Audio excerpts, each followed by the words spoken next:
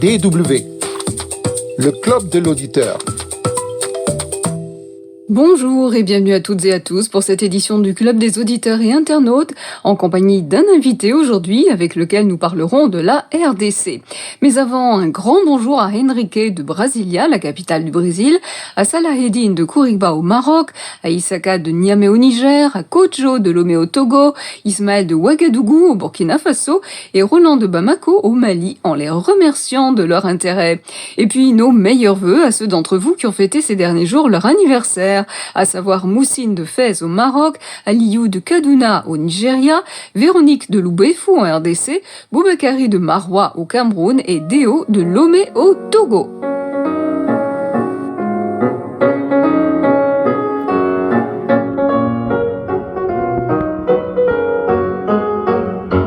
Dans le club aujourd'hui, j'accueille Timothée Tchaombo Choucha. Effectivement. Bonjour Timothée et bienvenue dans nos studios de la radio Deutsche Welle ici à Bonn en Allemagne. C'est un plaisir de vous recevoir ici. Merci effectivement. Moi aussi c'est un plaisir, un honneur que Deutsche Welle me fait, mais un plaisir aussi de vous rencontrer personnellement. Mireille Dron qui m'a guidé dans le club des auditeurs depuis que j'avais 10-15 ans. Alors voilà. Justement Timothée, vous nous venez du Congo, par un détour là par la Belgique, mais vous étiez donc un fidèle auditeur en RDC. Oui, fidèle auditeur au Sankourou, à l'Odja principalement, territoire totalement enclavé. Il n'y avait pas d'eau ni électricité, donc il n'y avait pas de radio nationale, il n'y avait pas de presse, donc nous suivions toujours les radios internationales par ondes courtes pour être informés du monde. Et personnellement, j'étais très attaché à Club des auditeurs, mais aussi au journal Herma Ekmam, Bisous Kondawa, Bisous, je ne sais pas là où ils sont, mais je suis très contente de rencontrer. Voilà, très longtemps. Les années 80, 90. Oui, c'est ça. Et donc, quel chemin parcouru? Parce que vous-même, Timothée, après, vous êtes devenu journaliste. Oui, parce que d'abord, la radio était une passion personnelle et c'était aussi un besoin pour toute la province du Sankourou, plus d'1 million d'habitants, aucun organe de presse. Donc, je suis allé à Kinshasa, terminer mes études en journalisme et curieusement, tous mes collègues m'ont vu rentrer au village, là où il n'y a pas d'eau ni électricité, les gens ne comprenaient pas. Donc, j'ai fait un plaidoyer auprès des acteurs politiques, des hommes d'affaires qui, finalement, m'ont trouvé un émetteur, tout petit émetteur, des 150 watts.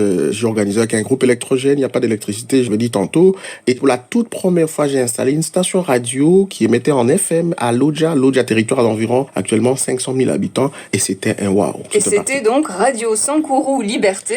Oui, Sankourou Liberté parce que il n'y avait pas de liberté au Zaïre. Et puis après, avec l'AFDL, l'Odja était un territoire qui a accueilli toutes les troupes rebelles et loyales. Le RCD Goma avec les troupes rwando, burundo, ougandaises. De l'autre côté, le gouvernement de Laurent Désiré Kabila avec l'Angola, Namibie, Zimbabwe. Et ils se sont affrontés au Sankourou, dans mon territoire de l'Odja, faisant énormément de victimes, mais aussi laissant le territoire en taux de prévalence le plus élevé en VIH-Sida. Donc, il fallait en termes de droits de l'homme, droits des enfants, droits de la personne elle-même, qu'il y ait une radio qui parle d'un professionnel qui montre le chemin. Et c'est ce que j'avais fait un petit peu comme un missionnaire. Donc, vous avez fait des émissions de sensibilisation à la fois sur le sida, sur le droit des enfants. Et effectivement, en partenariat avec la Caritas et Tchoumbé, de l'évêque Nicolas Diomon, Madame Martine Berger, l'abbé Antoine Kitanja. Nous avons travaillé avec l'UNICEF, tous les systèmes des Nations Unies, que ce soit en termes de la section de droits de l'homme, mais aussi la protection des enfants. Nous avons fait la relance agricole, il ne faut pas l'oublier, avec les FAO, énormément de choses. Nous avons travaillé avec les structures même de l'État, la présidence de la République, le gouvernement, les institutions centrales, pour essayer, après les différentes guerres de l'AFDL, la guerre du RCD, etc., essayer, après les dialogues entre Congolais, chercher la réconciliation, mais montrer les chemins de développement. Mais comment vous avez été accueillis? Parce que ce sont des sujets assez difficiles. Aussi bien, par exemple, le sida, la sensibilisation sur cette maladie, comment se protéger, ainsi de suite, que, par exemple, le droit des enfants. Ce sont des sujets très délicats. Très délicats et très risqués d'un journaliste qui rentre là où on peut vous tuer facilement. Il n'y avait pas Internet à l'époque. Il n'y a personne qui pouvait suivre la situation, donc vous pouvez mourir comme une poule, on dit. Mais briser aussi les tabous, parce que, par exemple, lorsqu'il faut lutter contre le VIH-Sida, je suis intervenu plusieurs fois moi-même dans le volet de prévention. Et la prévention, il faut l'utilisation correcte et systématique du préservatif. Mais là, la population, chez nous, le préservatif, c'est pas vraiment leur chose. Donc, il fallait montrer l'exemple et sensibiliser, aller dans des écoles, les couches vulnérables comme la police, l'armée, les jeunes, il fallait briser. Mais aussi difficile comme mission d'un journaliste, lorsqu'il faut aller parler du droit de l'homme, de la justice, dans un milieu qui abrite des hommes en armes, qui sont sorti des groupes armés, là où vous avez des généraux, des officiers qui ont été eux-mêmes chefs rebelles, qui ont été promus, qui reviennent là-bas, et moi je dois faire ma mission. Et des enfants soldats. Des enfants soldats. Et donc il faut au même moment parler du droit de l'homme, mais aussi prévenir ceux qui ont commis des abus, qu'ils doivent répondre devant des cours de tribunaux, parce qu'on ne peut pas reconstruire un pays sans justice. Et donc il fallait rendre justice à ces milliers de Congolais, je veux dire des millions qui ont été victimes d'une façon ou d'une autre des différentes sortes de guerres, mais aussi les Congolais qui ne sont pas totalement informés par rapport à leurs droits, par rapport à notamment des maladies. On parle d'Ebola dans le Nord Kivu. Et donc c'est tout ça, les journalistes ont un rôle très important au Congo, mais on ne lui facilite pas toujours la tâche. Et donc toutes les émissions étaient en français ou aussi en langue locale? Les émissions étaient mixtes. En français, les émissions étaient en lingala, les émissions étaient aussi en otetela. N'oubliez pas que l'otetela, c'est la langue du Sankuru, la principale, parce qu'il y a d'autres petits dialectes, la langue de Lumumba, comme on dit. Et donc, on mixait. Il y avait des émissions en français, par exemple, lorsque nous recevons en ondes courtes les radios internationales, c'est en français. Et la population est totalement intégrée. Lorsqu'il faut traduire ou prendre les informations des institutions nationales, il fallait en lire en lingala, parce qu'au Sankuru et à l'Odja, il n'y a pas que des atetela, il y a d'autres communautés, Baluba, Baswahili, Bakongo, les Bandande, et tout le monde est au Sankuru. Et effectivement, revenir aux émissions en langue locale pour faire l'émulation dans tout ça. Voilà. Oui. Alors, on a parlé de cette radio, hélas, au passé, puisque finalement, elle a été brûlée. Oui, elle a été brûlée 2 fois, et c'est ce qui a contré en partie mon exil. Brûlée parce que cette radio est venue briser le tabou. Il faut vous rappeler que nous sommes allés au dialogue entre les Congolais pour finalement mettre fin à la prise de pouvoir par les armes. Mais les acteurs politiques du Sankuru, en particulier, ayant un bilan largement négatif, parce que depuis les années 60, ils n'ont rien fait au Sankuru, au lieu d'amener un projet de société chacun, ils ont commencé à amener la division pour dire, tiens, celui-là, il est de la forêt, l'autre est de la savane. Au lieu d'un programme de reconstruction, nous n'avons que des bâtiments de type colonial, des hôpitaux laissés par les Belges, des écoles laissées par les Belges. Les politiques ont plus amené la division, et ma radio s'est mise au milieu du village, comme une église, pour dire, votez utile, ne votez pas ceux qui amènent des insultes et ceux qui incendient des maisons. C'est le cas, et ce message-là n'était pas bien accueilli dans le milieu des états-majors des partis politiques qui n'ont trouvé de moyen que de la brûler. Oui, parce qu'il faut dire que votre région, comme beaucoup d'autres régions d'ailleurs, dans cet immense pays qu'est la RDC, elle a d'énormes richesses, mais hélas, il n'y a pas d'infrastructure. Donc, vous vouliez attirer l'attention sur aussi la corruption qui fait que exactement, par ailleurs. Exactement. Le pétrole, tout ce qu'on a, les bois, nous avons la forêt, nous avons énormément de choses. Mais les acteurs politiques qui initient des projets au sein des institutions de l'État détournent carrément cet argent. Et nous étions en train de dénoncer cette corruption qui est endémique jusqu'à présent. Et les acteurs politiques qui sont cités dans ces cas n'attendent pas de cette oreille et finalement vont porter atteinte au seul organe qui est la voix des sans-voix, au fait. Cette radio-là, la radio Sankuru Liberté, a franchement donné du goût de la liberté aux jeunes Congolais, aux jeunes Sankurois qui aujourd'hui, qui m'appellent, grâce à toi, Timothée, je suis devenu médecin, je suis devenu journaliste, je suis devenu juriste, etc., infirmier. Et c'est une radio qui est toujours réclamée, mais là, depuis qu'on l'a brûlée, moi, mon exil, elle est toujours dans les cendres. Votre exil, vous le devez aussi à votre opposition un petit peu au président Kabila, qui pourtant avait suscité des espoirs. Vous avez parlé de la jeunesse et vous avez pensé que lui, arrivant là, il était une nouvelle génération et il pouvait apporter quelque chose de nouveau au pays. Vous avez un moment quand même travaillé avec lui. Effectivement, j'étais chargé de mission du président Kabila entre 2006 et 2011. La seule chose qui m'a poussé à accepter, c'est parce que la demande est venue de son cabinet, parce que je représentais une force vive au Sankuru. Le problème, parce que le président Kabila a suscité l'espoir, d'abord de par son âge. Nous nous retrouvions, moi je connais Lumumba par l'histoire, je connais Mobutu un petit peu par l'histoire, je l'ai vécu, j'ai vécu Laurent Désiré Kabila, mais Joseph Kabila, c'est notre génération. Et nous avons dit, comment nous pouvons abandonner un jeune? Nous devons le soutenir. Mais, hélas, il a entretenu les véritables tares que nous reprochions à Mobutu et à Laurent Désiré Kabila. Des phénomènes, il les a amplifiés, d'autres, il les a créés. Et à son cabinet, moi-même, j'ai dénoncé à l'interne plusieurs fois, notamment dans le financement des groupes armés, les opérations financières retour. Vous allez construire une route aujourd'hui que les Congolais vont s'endetter auprès des Chinois, une route en janvier, mais en décembre, la première pluie détruit la même route. Ça ne peut pas s'expliquer alors que les mêmes Chinois construisent ces mêmes autoroutes en Ouganda, des routes pour 20, 30, 40 ans au Rwanda, etc. Donc, moi, j'amenais ces dossiers à la table du chef de l'État. Mais au lendemain, ce sont des généraux qui me menaçaient. De toute façon, tu quitteras sans rien les cabinets du chef de l'État. Or, moi, je suis venu en politique, pas pour des moyens de vivre, c'est pour des principes que je défends, auxquels je crois et je reste inoxydable. Et donc, c'est dans ce sens-là que moi, je disais de façon respectueuse, mais crue au chef de l'État, que ce sont ses collaborateurs qui sont impliqués impliqués dans tel ou tel cas de corruption. Donc le chef de l'État ne pouvait pas dire qu'il ignorait ce qui s'est passé. Donc voilà ce qui m'a, entre autres, attiré des ennuis. Je ne pouvais pas comprendre comment nous luttons contre des groupes armés, mais que les armes venaient des FARDC. Au même moment, on parle des IDF, dont Béni Boutembo, mais on trouve les mêmes IDF qui ont les uniformes des FARDC, qui connaissent les positions des FARDC, là où se trouvent les armes, etc. C'est des cas comme ça que nous avons dénoncés, que l'on continue à faire, qui m'ont coûté l'exil forcé, alors que je ne voulais pas du tout. Parce que vous-même, vous avez été donc poursuivi, enlevé plusieurs fois, mais aussi intenté plusieurs fois aussi en justice pour diffamation, atteinte à l'honneur de l'État, quelque chose comme ça. Et il faut savoir que dans ce pays, il y a de l'espoir. Parce que à un moment donné, je n'avais plus de moyens pour financer un avocat. Et je mettais toujours mes mains en l'air pour dire, moi, je me remets entre les mains de la conscience des juges. Et il arrivait quand même, contre toutes ces pressions qu'il y avait, des juges qui m'acquittaient. Alors, étant actuellement en exil en Belgique, ça ne vous empêche pas d'être toujours très actif, puisque vous avez fondé donc une ONG, l'Union pour le développement du Sankourou. Et avec cette ONG, vous financez un tas de projets finalement, aussi bien un orphelinat, je crois, pour les enfants, que un soutien pour des filles mères, ainsi de suite, et d'autres projets très nombreux de développement du pays, enfin des populations sur place, de pisciculture, ainsi de suite. Racontez-nous un petit peu. Oui, l'ONG a été créée depuis 2004-2005. Quand je suis rentré après mes études, je suis rentré au Sankourou. Le besoin était quoi? Au fait, je suis né, ça c'est encore un conflit, je suis né d'un mariage abusivement appelé mixte, alors que nous sommes les peuples ATT là du Sankourou. Ma mère est de la forêt, mon père est de la savane. Il y a un conflit là-bas qui n'a pas de racines. Des Batété là de la forêt, les Batété là de la savane. Et moi, sans le demander, je suis né comme ça.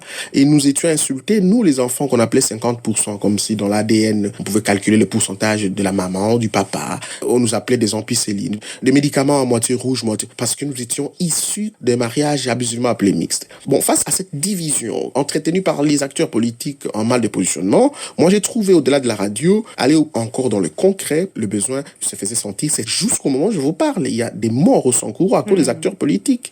Et moi j'ai créé l'Union pour le développement du Sankourou. Je voulais parler d'abord de l'unité, de la solidarité, de l'acceptation de l'autre, pour que nous puissions développer notre province qui est totalement enclavée, mais qui ne pouvait pas l'être, parce qu'il y a des potentialités pour développer ce coin-là. C'est ainsi que nous avons commencé à l'époque avec l'orphelinat. Je parlais des projets avec Caritas et UNICEF. Nous avons fait la relance agricole avec le système des Nations Unies et les FAO. Nous avons fait la route avec UNOPS, le PNUD, et nous avons énormément travaillé même pour l'alphabétisation. Il faut savoir que chez nous, on a un mariage, mais les femmes ne savent pas qu'il faut enregistrer ce mariage devant l'officier de l'état civil. Que lorsque le mari décède ou il y a un divorce, la femme perd tout parce qu'elle ne connaît pas ses droits. Donc nous avons aussi travaillé pour que cette femme sache lire, parce que quand elle sait lire, elle sait découvrir les informations qu'il y a dans un livre qui s'appelle le Code de la famille. Et qu'après, elle peut revendiquer ses droits. Et qu'elle peut même fiancer, quand elle veut se marier, dire, moi, mon mariage, je voudrais choisir tel régime, communauté de biens, séparation des biens. Donc, mon ONG, accompagnée de ma radio aujourd'hui dans les centres, était des outils à la fois pour le développement, mais aussi pour l'unité et même la formation des consciences de mes compatriotes qui sont au Sankourou. Mais vous disiez, il y avait ces préjugés entre deux ethnies. C'est quand même quelque chose qui est toujours très répandu, et pas seulement dans votre région, mais un petit peu partout, bien au-delà aussi dans d'autres pays. Vous avez l'impression qu'on raisonne encore trop en termes d'ethnie, d'appartenance. Je veux dire, on peut être fier de là où on vient, bien entendu, mais pas que ça devienne une arme contre les autres, qu'on se considère. Malheureusement, c'est le cas, et malheureusement, effectivement, c'est malheureusement en termes de concurrence, on utilise ça en politique comme outil de campagne électorale. Or, au Sankourou, pour les Batété là qui se battent, ils sont tous issus d'un ancêtre commun, Ndjovungando et Watambolo. Donc, les grands-pères qui nous ont mis au monde ne sont pas lointains. Nous parlons le même dialecte. Même ceux qui parlent le Dionga, on se comprend. Les Bambo, les Balanga, on se comprend. Les Bakuchu, les Bahindo, on se comprend. Les Bacho, on se comprend. Mais pourquoi est-ce qu'on utilise ça comme un moyen discriminatoire alors qu'on peut utiliser ça comme une richesse? D'ailleurs, lorsque les accents se diffèrent, lorsqu'on parle, vous sentez la beauté de ce dialecte-là. Malheureusement, les acteurs politiques de chez nous ont été créés, je ne sais pas avec quelle matière, qui ne se servent que de ça. Et ce sont des millionnaires, ils ont énormément des appartements à Bruxelles, ici en Allemagne, aux États-Unis, en Chine, mais ils ne font rien. Est-ce que vous savez qu'au Sankourou, Mireille Drone, est-ce que vous savez qu'au Sankourou, lorsque quelqu'un meurt, mais on le lie dans un vélo avec quelqu'un pour l'amener à 150 km parce qu'il n'y a pas d'ambulance? Mais ça coûte quoi une ambulance? Ça coûte combien? Pourquoi est-ce que l'hôpital de Lodja, de Kolé, de Lomela, de Lusambo, de Katako, de Loubef, ces hôpitaux-là ont toujours le visage des années 60? Pourquoi? Est-ce que le problème c'est les Allemands, ce blanc-là, le Belge? Parce que nous disons toujours les impérialistes. Oui. Est-ce que ce sont ces impérialistes qui nous empêchent de construire des nouveaux hôpitaux, de nouvelles écoles? Est-ce que c'est l'homme blanc qui nous empêche de nous développer? Moi, je crois qu'il y a plus la colonisation de noirs sur le noir qui semble être pire que la colonisation du blanc sur le noir. Même s'il ne faut pas nier le fait qu'il y a eu beaucoup d'abus. Mais des millions de morts aujourd'hui, nous pouvons les éviter. Mais ceux qui en sont les auteurs, même s'il y a des ficelles pour des multinationales qui ont besoin des minéraux, etc. Mais les exécutants, c'est nous-mêmes qui tuons nos propres compatriotes. C'est de cela qu'il s'agit. Et quand un journaliste commence à parler des choses comme ça, il est bon pour l'abattoir. Alors justement, Timothée, on a un nouveau président qui est Félix Tshisekedi, qui a vécu aussi à l'extérieur. Est-ce que ça suscite pour vous des espoirs? Vous pensez qu'il peut y avoir un réel changement? Parce que c'est ce à quoi aspiraient tous les Congolais, c'est ce qu'on a entendu. Peu importe, le principal, c'est que Kabila parte. On veut un changement. Quels sont aujourd'hui vos espoirs avec ce nouveau président? Effectivement, je vais être très clair sur cette question-là. Mais avant, il faut dire que les élections, les résultats qui ont été proclamés ne sont pas ceux qui reflètent la vérité des urnes. Et la jurisprudence me dit qu'en Afrique, lorsqu'un opposant court derrière la victoire, les camps de Jean Ping est très récent pour l'illustrer, Morgan Tsvangirai au Kenya et Raila Odinga. Donc, la vérité des urnes, je ne vois pas par quelle voie elle va rebondir. Je reviens aux espoirs que susciterait le président Tshisekedi. Tout dépend de l'attitude du président Tshisekedi. Parce que Joseph Kabila n'a pas quitté le pouvoir par bon sens. Il ne l'a pas fait de bon gré. Il a été contraint, il a versé des sangs des Congolais. Vous parlez des fausses communes, il a créé des tragédies que Tshisekedi et les institutions nationales ne peuvent pas lui excuser parce que ça relève même des juridictions internationales. C'est des crimes qui ont été commis à RDC qui s'est commis jusqu'au même au moment où je vous parle. C'est des crimes contre l'humanité. C'est l'humanité qui est choquée. Donc Tshisekedi doit aujourd'hui donner le signal.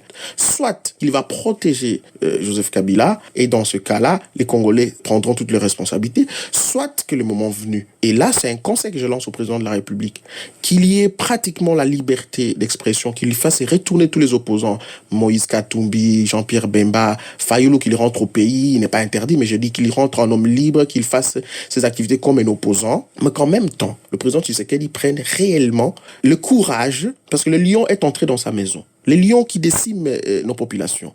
Alors maintenant, il a deux réactions. Soit qu'il va s'allier à ces lions-là, sachant que ces lions ne lui portent pas au cœur. Il va commencer à se défendre et le manger le moment venu.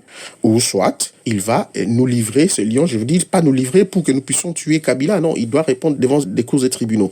Donc oui, il y a espoir si le président Tshisekedi va prendre ses responsabilités.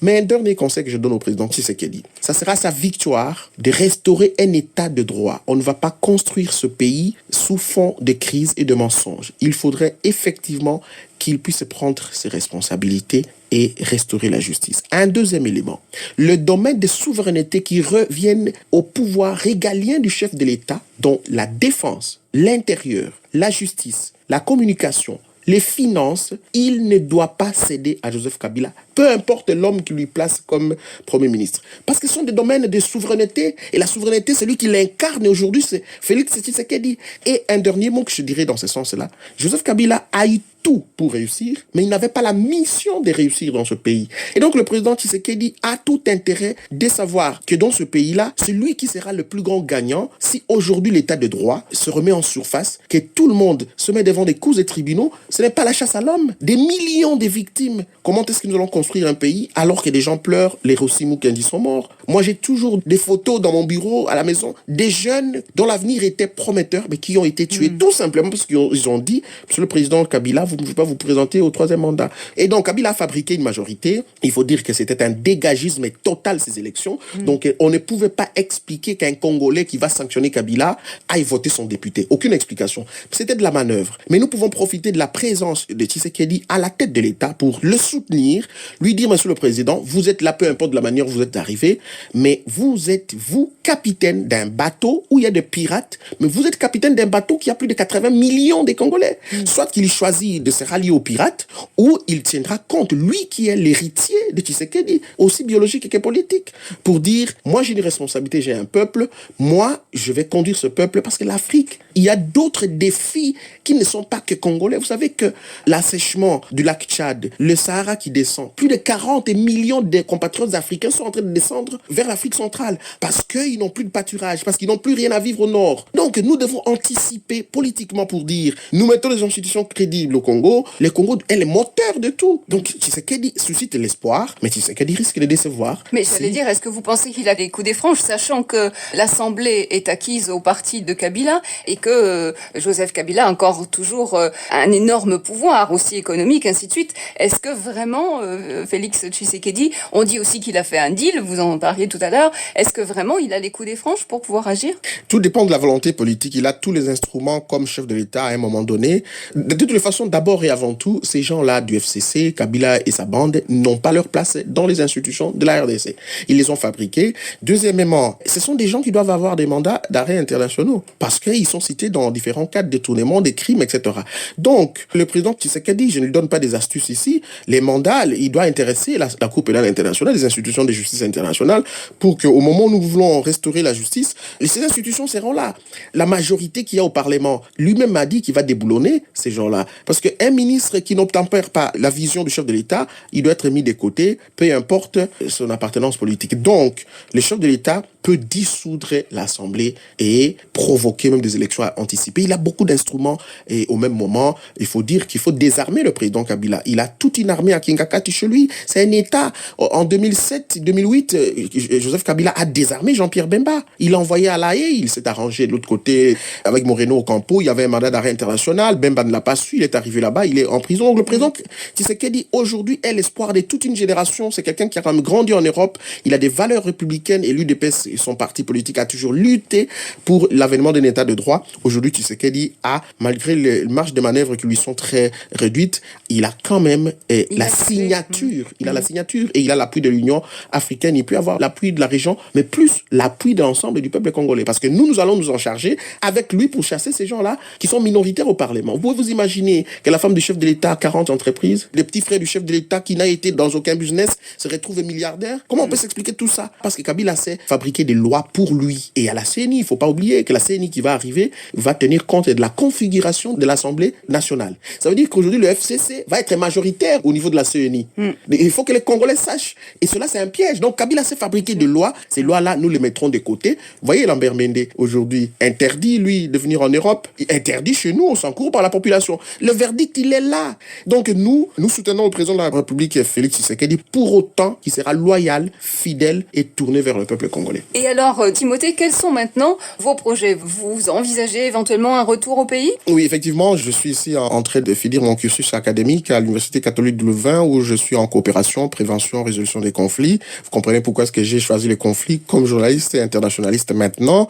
Mais je suis très attaché au Congo et au Sankoro en particulier pour rentrer. Et mon plus grand rêve, c'est de restaurer ma radio Sankoro Liberté. Peut-être que j'appellerai Radio Contact Bonne Deutsche Welle mode Sankoro et l'alimenter au lieu du groupe électrogène. J'ai commencé à avoir des généreux qui nous donnent un panneau solaire, un ordinateur, un micro pour que nous puissions ressusciter cette radio. Mais au même moment aussi créer une très très très grande salle ou un centre informatique du Sankoro où nous pourrions gratuitement former nos jeunes pour l'économie numérique, pour le monde numérique qui est aujourd'hui la toile d'araignée du monde entier. Donc les projets sont ceux-là et avec ensemble l'UDES, Union pour le développement du Sankoro.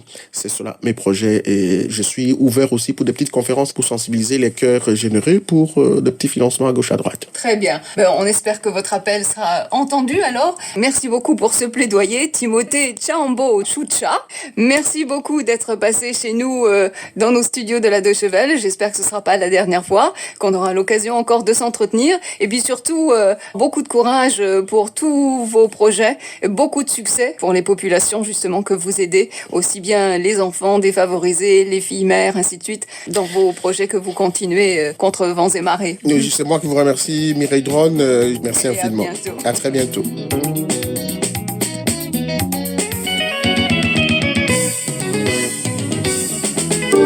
Voilà, n'hésitez pas à réagir à cette émission, à nous suggérer